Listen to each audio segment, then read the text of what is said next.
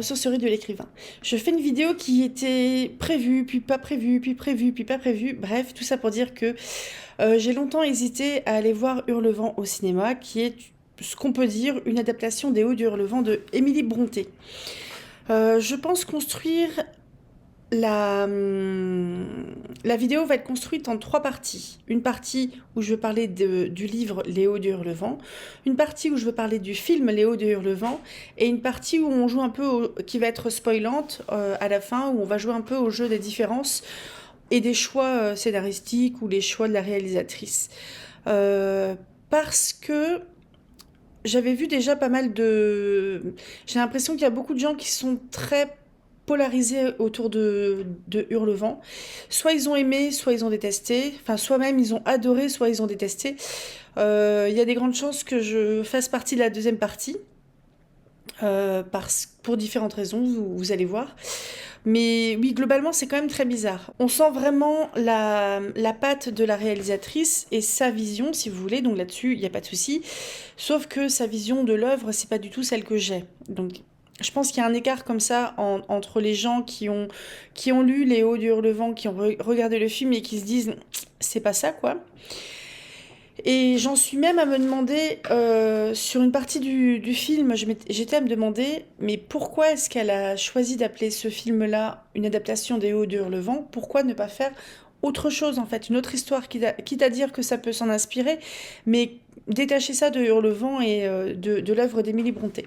Après, je crie pas au loup non plus, les gens, ils adaptent comme ils le souhaitent, hein. C'est juste que j'ai assez moyennement adhéré à la vision de manière générale. Là où je suis beaucoup plus souple, par exemple, pour la chronique des Bridgerton, pour The Walking Dead, pour Game of Thrones, pour plein d'autres choses. Je pense pas que ce soit parce que c'est un classique. Je pense pas du tout. Je suis relativement souple, hein, de manière générale. Mais là, c'était quand même bizarre. Et si on vous racontait un petit peu ce que c'était Les Hauts du Hurlevent d'Émilie Brontë? Alors, ça se passe au début du 19e siècle. On est dans le Yorkshire, dans les Landes, donc un endroit où fait pas beau, il pleut tout le temps. C'est un endroit où le paysage, le temps qu'il fait, voire le temps qui passe aussi, sont vraiment un personnage de ce roman. On a une double temporalité. Donc je vais vous l'introduire parce que du coup, on a Monsieur Lockwood qui est un nouveau locataire d'une demeure qui arrive en fait dans sa nouvelle demeure et qui veut faire ami avec le voisin, Monsieur Heathcliff. Lockwood, c'est un gars, je pense, qui venait plutôt un dandy, qui vient de Londres, et il me semble qu'il a un peu une peine de cœur, donc il est parti un peu se mettre au vert. Et il va tomber malade, et Nelly, qui était la gouvernante, qui est toujours plus ou moins la gouvernante des Hauts du Hurlevent, et donc de Heathcliff, va s'occuper de Monsieur Lockwood pendant qu'il est malade parce qu'il doit garder le lit. Et lui raconter en fait toute la vie de Monsieur Heathcliff, ce qui est quand même fort bizarre. Heathcliff ne voulant pas du tout en fait avoir de relation avec son locataire, hein. Lui, le seul truc qu'il veut, c'est le petit billet à la fin du mois, quoi. Il s'en fiche complètement de Heathcliff des gens. Et ce qui fait que il y a une espèce de narration un peu à la Scheherazade comme ça, où Nelly raconte l'histoire de la famille Earnshaw qui était au Haut du Hurlevent. Donc là, on va basculer dans le passé. Nelly, elle a connu toute sa vie la famille Earnshaw parce que c'était la fille d'une servante, dont j'ai oublié le nom, et qui du coup a toujours travaillé pour la famille Earnshaw, puis Heathcliff. La famille Earnshaw, c'est papa Earnshaw, maman Earnshaw et 2 enfants, à savoir Hindley l'aîné et Catherine la cadette. Il y a des domestiques aussi, il y a Joseph notamment qui est assez caractéristique. Et si vous voulez, un jour, papa Earnshaw, il va à la ville, il va à Liverpool, il me semble. Et il ramasse un petit bohémien de 6 ans qui crève la dalle dans un fossé. Donc il le ramasse et il le ramène et il dit à la famille: coucou, c'est votre nouveau fils ou votre nouveau frère, vous allez l'aimer, moi je l'aime beaucoup. Et Nelly s'occupe en fait de ce gosse-là qui a pas reçu d'éducation particulière, qui est un peu sauvage. Et donc, Monsieur Hancho, il impose cet enfant à sa famille, alors qu'il lui en a pas du tout parlé. Et ce qui fait que, de mémoire, je crois que la maman Hancho était assez froide envers cet enfant-là. Mais maman Hancho meurt assez rapidement. Et Hindley, le fils aîné, est très très très jaloux. Et Catherine aussi. Catherine, elle est très ambivalente avec le gamin. Autant quand elle est enfant, adolescente qu'adulte. Avec Heathcliff. Et au bout d'un moment, du coup, Hindley, il part faire de plus grandes études, je ne sais plus où exactement. Il épouse une femme dont il est très amoureux. C'est peut-être à ce moment-là d'ailleurs que son père meurt. Oui, donc le père, je suis peut-être pas sûre au niveau de la temporalité, je crois que c'est à peu près en même temps. Il va faire des études, il revient avec son épouse, son père meurt, donc il arrive à la tête d'Éo de Hurlevent, chef de famille. Et Heathcliff, il est relégué à devenir un domestique, alors que c'était un enfant de la maison au même titre que les autres. Et là où Hindley, en fait, va encore plus être cruel envers Heathcliff, c'est quand Frances, donc la femme de Hindley, meurt. Elle meurt en couche, mais Hindley, son fils survit. Ayrton, le fils de Hindley. Et après ça, Hindley va se mettre à beaucoup boire, devenir vraiment super cruel avec tout le monde, à coller des tartes à tout le monde. Il fait à moitié des crises de délirium. Il est complètement dangereux, il est menaçant tout le temps là, quoi, très haut. Et Heathcliff, il fait partie de ceux qui s'en prennent le plus. Et au milieu de tout ça, il y a Catherine qui est une jeune adolescente qui commence elle est un peu dans une relation de je t'aime pas avec Heathcliff, et lui c'est pareil. Heathcliff vit très mal le fait d'être relégué au statut de domestique, alors qu'avant c'était, sans être complètement idéalisé, il avait une place vraiment particulière dans le cœur de Monsieur Hancho, le père, et une place qu'il a jamais eue avec d'autres personnes. Mais c'est une place qu'il va gagner aussi auprès de Catherine. Parce que autant ils sont ambivalents l'un avec l'autre, autant il y a un énorme attachement de l'un pour l'autre.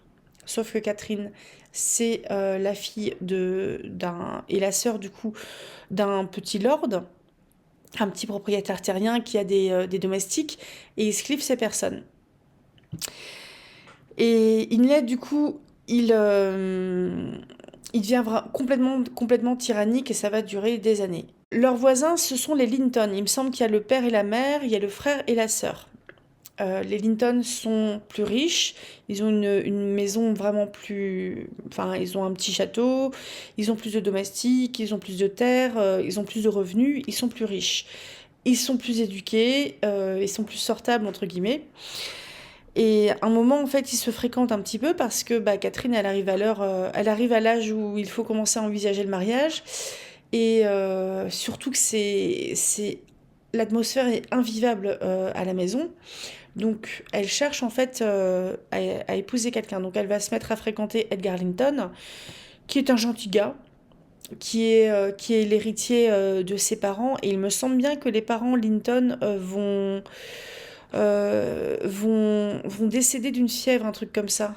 Edgar Linton, c'est vraiment le gentil gars, un petit peu timide, pas très sûr de lui, un peu empoté. Ils ont tous à peu près le même âge, hein. Catherine, Edgar, Hindley, Heathcliff. À 5 ans près, ils ont tous le même âge. Il y a juste Isabella, la petite sœur d'Edgar, qui a 17 ans, un truc comme ça. Non, même pas, c'est une petite fille. C'est encore une petite fille. Edgar fait une demande en mariage à Catherine, qui va beaucoup tergiverser et discuter avec Nelly. Catherine, elle a un côté très versatile, très, très capricieux. Et Catherine va finir par accepter cette demande en mariage. Et sauf que Heathcliff va la prendre en écoutant à la porte, et il va s'enfuir. Et ne pas revenir pendant des années. On revient du coup... Il y a un laps de temps, on ne sait pas en fait ce que devient Heathcliff pendant ces années-là. Catherine déménage du coup à Thrushcross Grange avec son mari. Isabella, la petite sœur de Edgar, grandit. Inley, c'est une catastrophe à Hurlevent, au haut de Hurlevent parce que il est en plein alcoolisme. Il est entouré de Joseph, qui est un vieux serviteur qui est pétri de principes chrétiens pas bien compris. Euh, et enfin, au haut du Hurlevent, en gros, ça se casse un peu la figure. Et il y a le petit garçon, Ayrton, qui essaye un petit peu de grandir là-dedans. Euh, D'ailleurs, avant de partir, Heathcliff lui a sauvé la peau parce que Inley avait failli le balancer. Inley l'avait jeté, en fait, par-dessus la rambarde du premier. Et Heathcliff l'avait rattrapé au vol, alors que c'était un petit garçon de 1 an et demi, quoi. C'est dire que l'atmosphère est très lourde au haut du Hurlevent. Donc, il s'en va. Il revient au bout de 5 ans. Il veut voir Catherine. Catherine est mariée. Catherine, si vous voulez, toute la vie de Catherine s'arrête quand Heathcliff revient. Pourquoi? Parce que déjà, Heathcliff, c'est Heathcliff qui revient. Et en plus, Heathcliff est parti pauvre. Heathcliff est revenu riche. On ne sait pas exactement ce qu'il a fait pendant ces quelques années, sauf qu'il a de l'argent. Heathcliff informe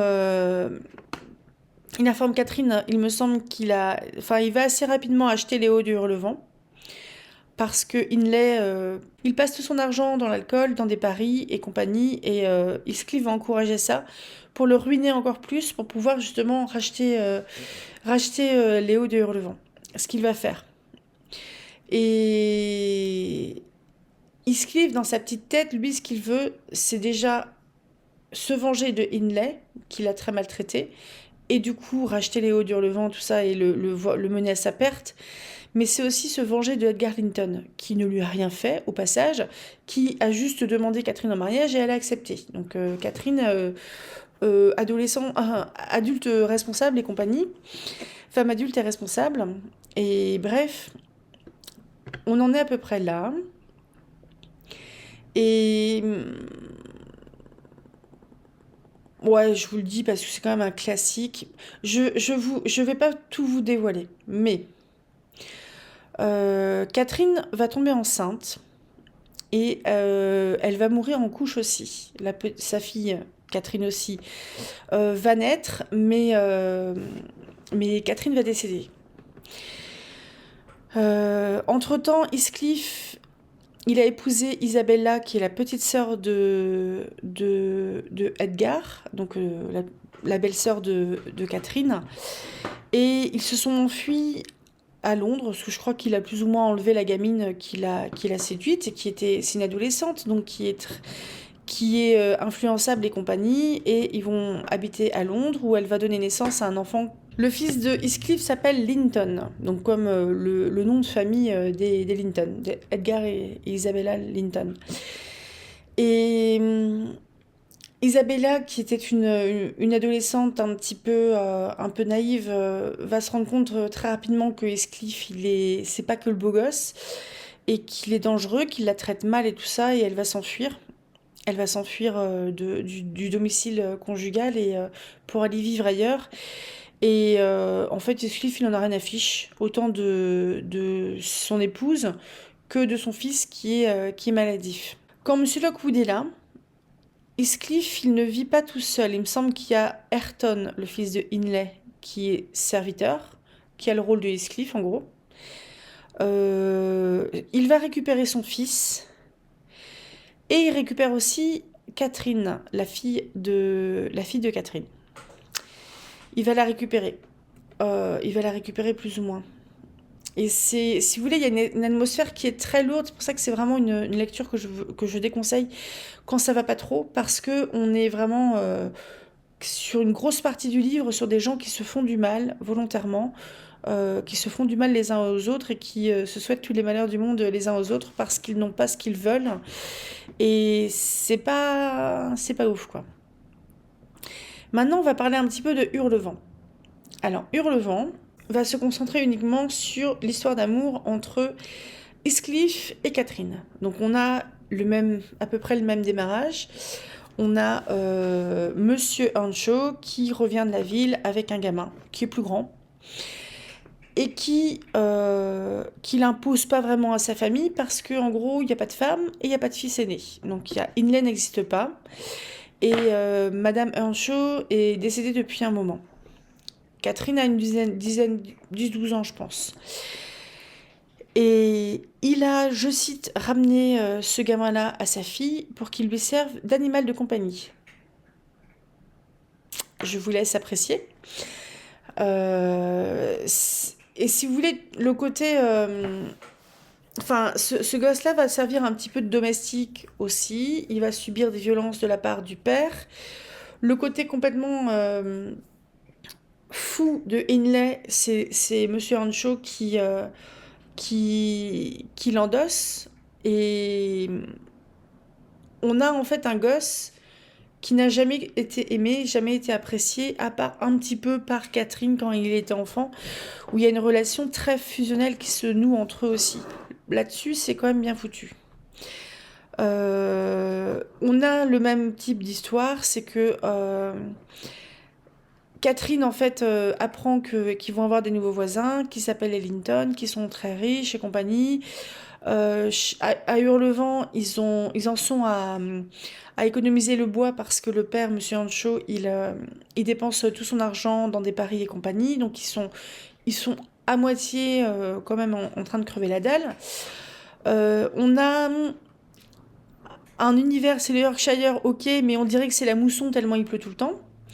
Et on dirait que c'est un peu le Mordor aussi, tellement c'est sombre à Hurlevent. Mais vraiment, hein, vraiment. L'architecture est trop bizarre.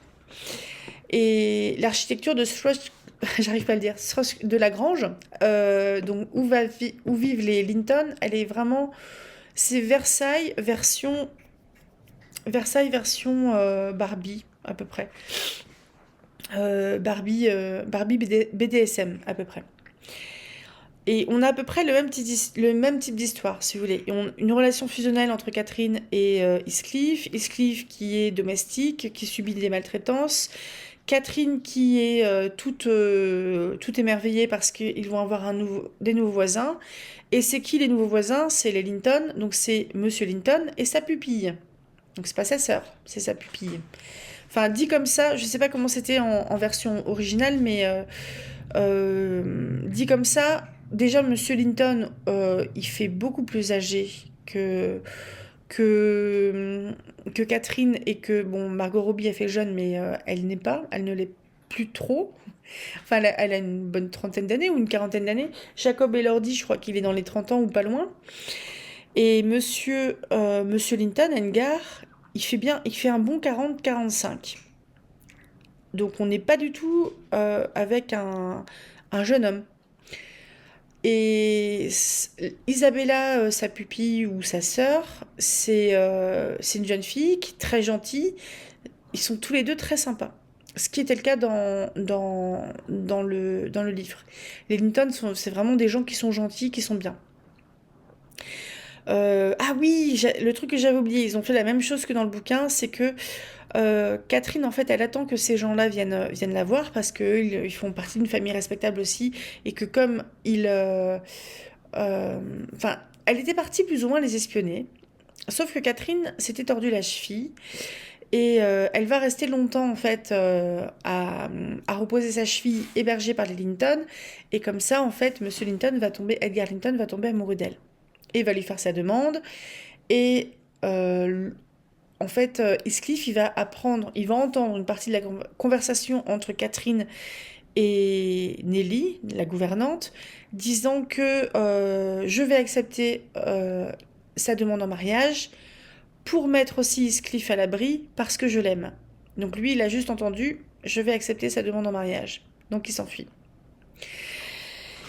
Et là, on voit le côté très dépressif de Catherine qui est très présent aussi dans le livre, à savoir que le début de son mariage, il y a l'air d'avoir un petit attachement quand même à son époux Edgar, plus ou moins aussi avec Isabella, mais faut pas trop la chatouiller non plus. Catherine, elle mord, quoi. Elle est pas gentille, elle est cruelle. Et On sent que l'absence de Heathcliff lui pèse, elle l'attend, même si elle est dans un endroit où c'est beaucoup plus lumineux, elle a tout l'argent et les robes qu'elle veut, etc. Il lui manque Heathcliff. Ah, et je vous dirai pas tout, je vous dirai d'autres trucs après, dans la partie spoiler. Et donc Heathcliff revient, comme dans les bouquins, il revient au bout de quelques années, il est riche, il a une dent en or sur sa dent qui manquait. Et Isabella, en fait, elle est un peu toute charmée par Heathcliff qui est charmant, qui présente bien et tout ça. Catherine se rend compte de peut-être l'attachement d'Isabella, faut peut-être pas trop exagérer, mais qu'il y a quelque chose que Heathcliff a bien remarqué, donc elle n'est pas contente. Elle est cruelle envers Isabella, qui est une gamine, hein. Je suis pas sûre qu'elle soit si gamine que ça. C'est plus une jeune femme naïve, un petit peu le côté. Un peu le côté vieille fille. Vieille fille pas très jolie qui collectionne les rubans, quoi. Et en fait, là où, sans doute que dans. À part si c'est vraiment écrit entre les lignes, mais moi j'ai pas compris comme ça, la relation entre Heathcliff et Catherine n'est jamais devenue charnelle dans le roman. Je l'ai pas compris comme ça, en tout cas. Je voyais plus ça comme une relation platonique très forte. Platonique pourquoi? Parce que l'époque. Mais la relation devient extra-conjugale et devient charnelle, très charnelle. Elle était déjà très forte avant le retour de Heathcliff. Et en fait, elle démarre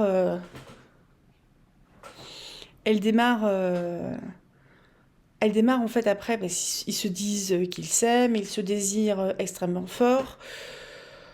Bon, il y a des scènes, je vous raconterai ça après.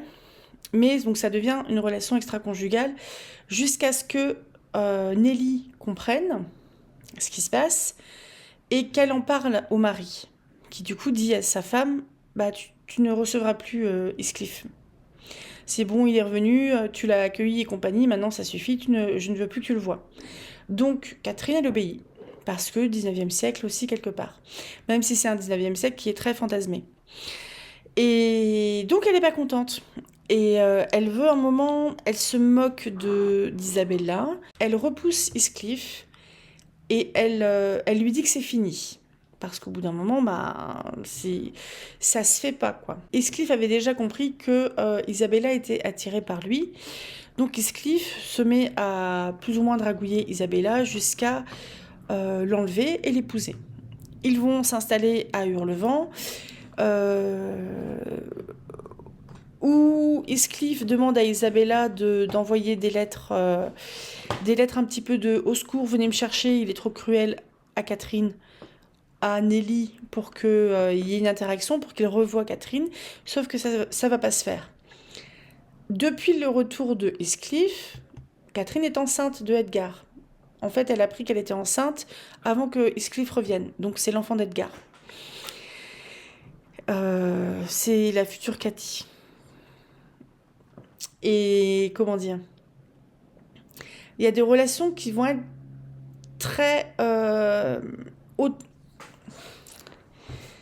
Comment dire, on a, je trouve, ce côté qui est cohérent en fait avec le personnage, mais on a quelque part aussi une vraie perte de sens, je trouve. Et je me demande si je vais pas glisser du côté des spoils et de la comparaison des deux. Parce que comme peut-être que je vais vous donner envie ou pas d'aller voir le film. Donc, on passe à la partie spoiler. Vous voyez, donc il y avait quelques trucs qui changeaient un petit peu de l'un à l'autre. Il y a des choses qui vont un peu plus me chiffonner. Déjà, le film, il s'ouvre sur un générique où on entend un bruit de grincement et de halètement. Donc moi, j'étais toute seule dans la salle de ciné avec mon paquet de popcorn en me disant non, ils sont pas déjà en train de foutre une scène de sexe. Non, c'était un pendu. Donc là, il y a tout le monde qui se moque de ce pendu parce que c'est un pendu dont le cou ne s'est pas rompu et qui étouffe, donc qui bande et qui éjacule. Donc tout le monde se fout de sa gueule. Et c'est à cet endroit-là que M. Earnshaw, il tombe sur Heathcliff et qu'il le ramène. Alors que c'était un peu la foire à la saucisse entre la pendaison, les guignols et les marchands ambulants, les prostituées, tout ça qui faisaient les passes en pleine place comme ça.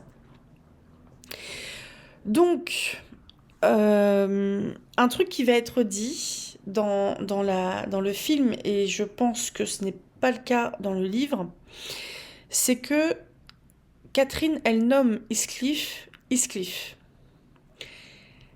Que parce que en gros,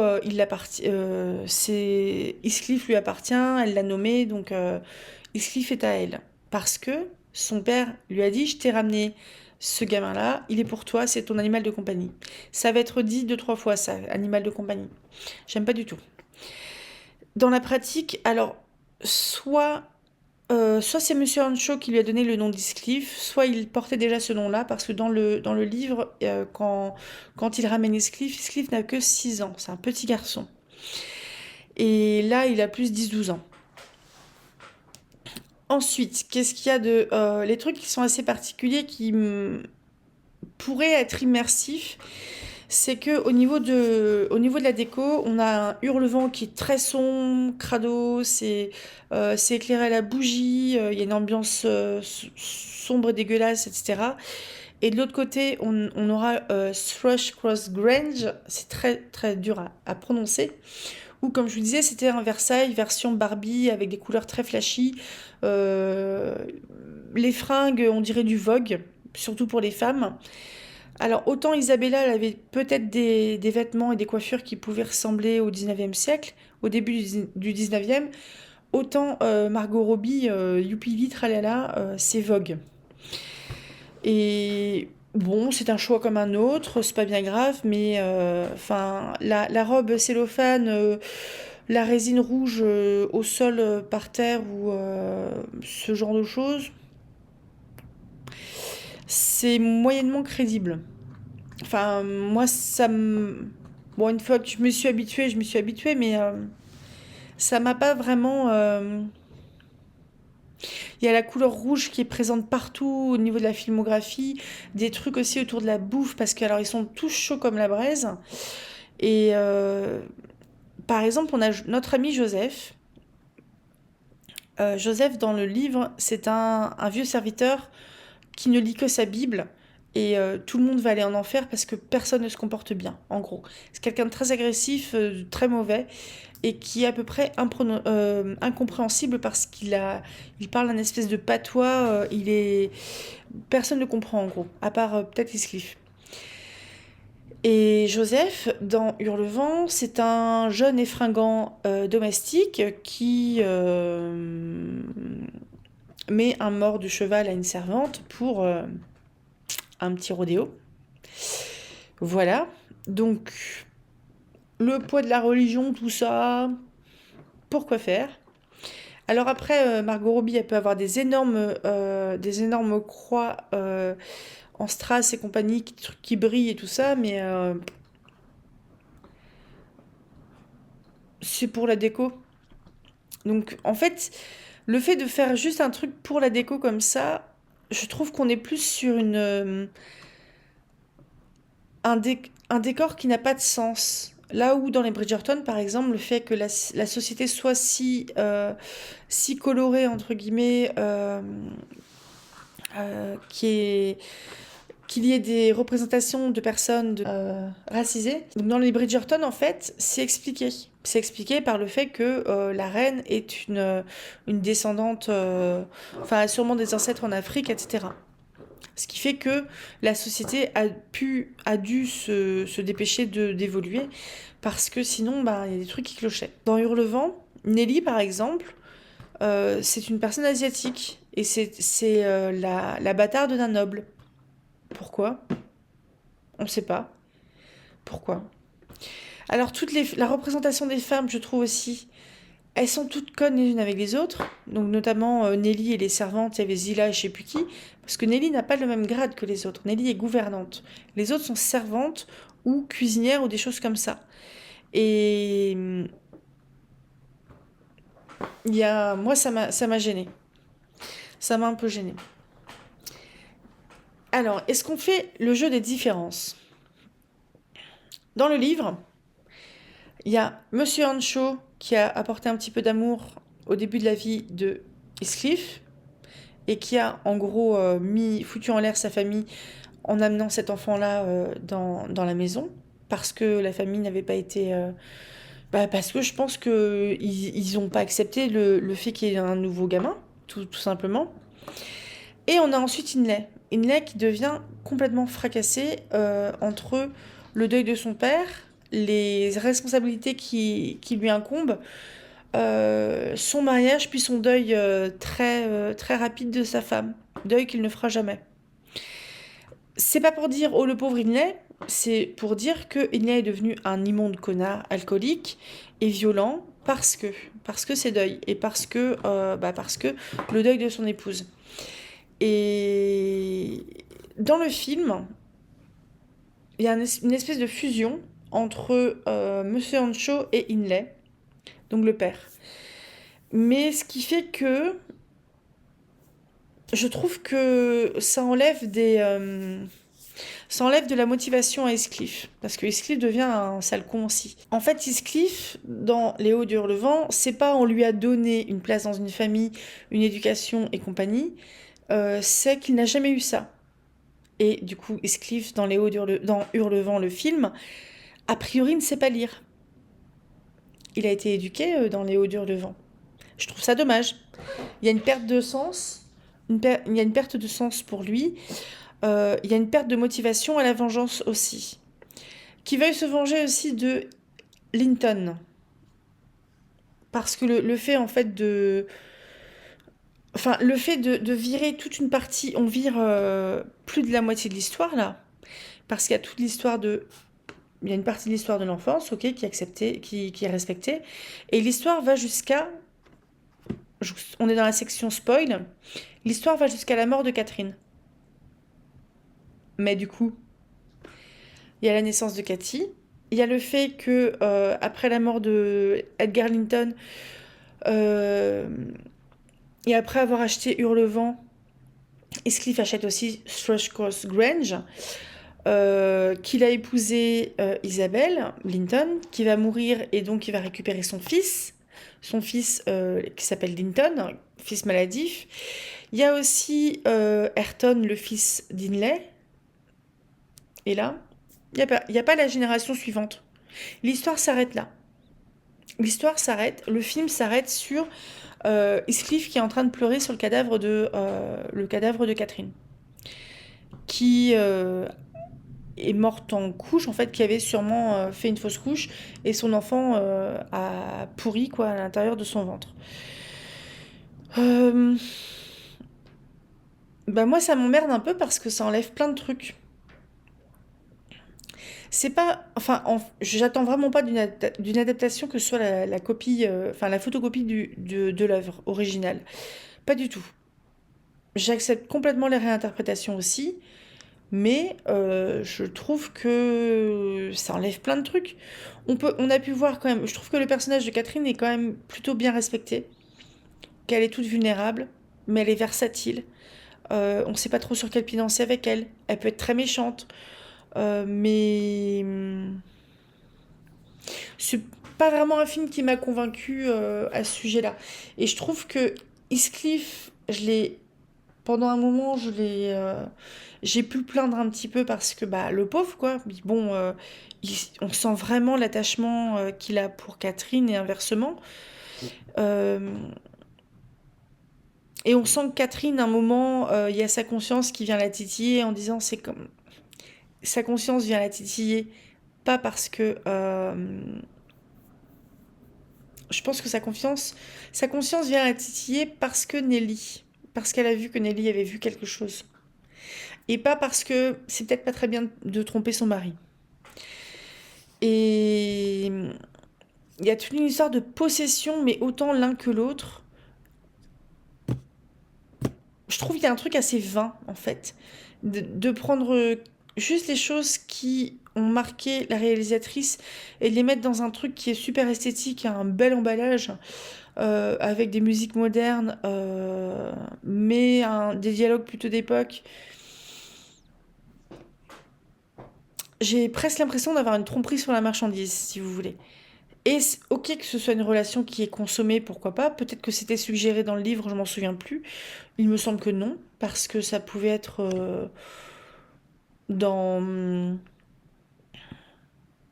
dans des livres de même un peu antérieurs, dans Mansfield Park par exemple de Jane Austen, il est fait mention d'hommes qui ont des maîtresses, enfin il est fait mention de relations extra-conjugales, c'est ultra choquant évidemment pour l'époque et patati patala, mais ça existait et c'est écrit dans un livre par une femme.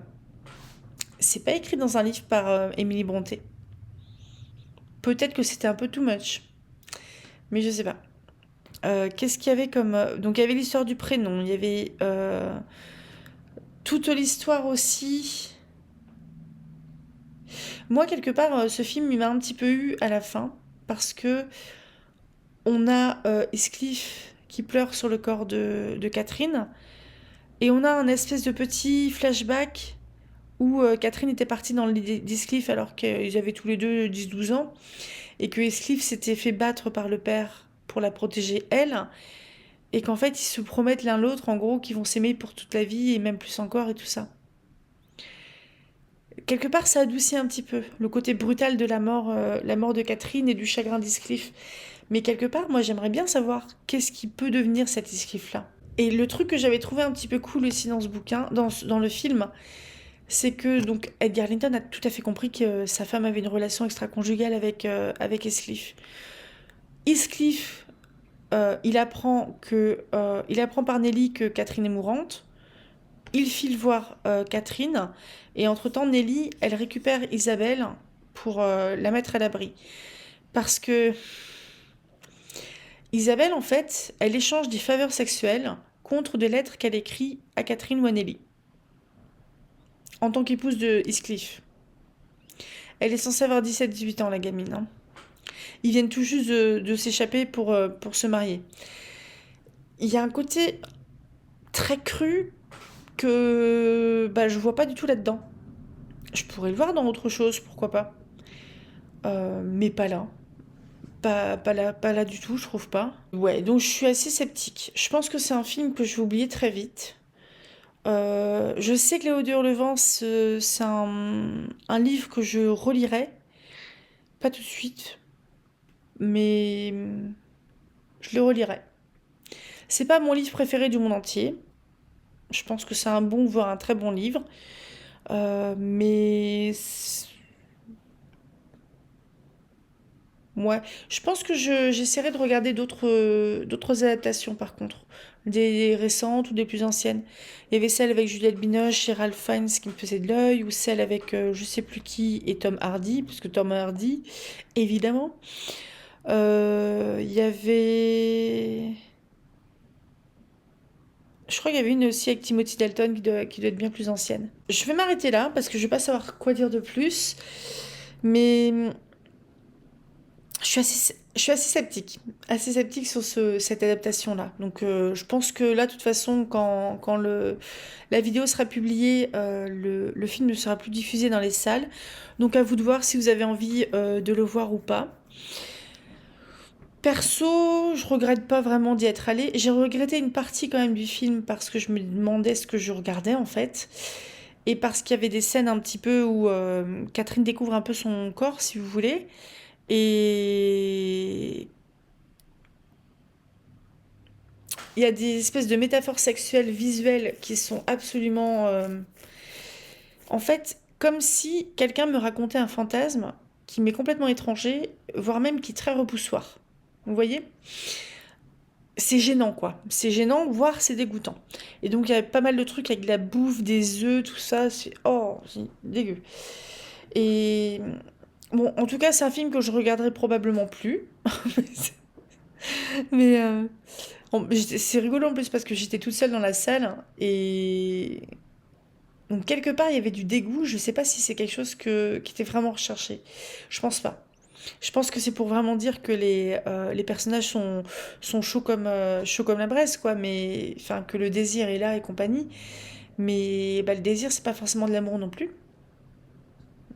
Le désir c'est du désir. Ça peut aller ensemble. Mais Je comprends, enfin, je trouve intéressant de parler du désir des adaptations de films qui n'en parlent pas, parce qu'on est sur autre chose, et parce que ça se disait pas quoi à l'époque, surtout dans des bouquins écrits par des femmes. Mais ouais, c'est assez particulier. Donc voilà. N'hésitez pas à me dire si vous avez vu N'hésitez pas à me dire si vous avez vu Hurlevent, ou si vous avez lu les Hauts d'Hurlevent, ou si vous avez vu d'autres adaptations des Hauts d'Hurlevent, si ça vous a plu ou pas. Et en tout cas, bon, bah celle-là, la toute dernière, là, ouais, je vous la conseille pas spécialement parce que c'est assez space. Et c'est une version vraiment tronquée et avec un fort parti pris de... Je crois que c'est une femme, là. J'ai plutôt pas aimé et je pense que je vais très vite l'oublier. Donc je vous souhaite un très bon mercredi. Samedi, il y a les 4 dernières nouvelles des Dimensions Fantastiques. Et après, je ferai une pause. Donc dimanche, il y a la suite de Shirley de Charlotte Brontë. Ça sera les chapitres 5 et 6. Il en restera plus que 6. Donc plus que 3 semaines encore après. Et je ferai une pause au niveau des livres audio parce que ça fait un moment que j'y suis. Et je ferai certainement une petite vidéo par contre pour vous proposer des différentes choses en format court, nouvelle ou conte, ou format long, roman à lire peut-être en avril-mai, à partir d'avril-mai. Donc voilà, je vous souhaite un très bon mercredi et à tout bientôt. Lisez tout plein et rêvez tout grand. Salut!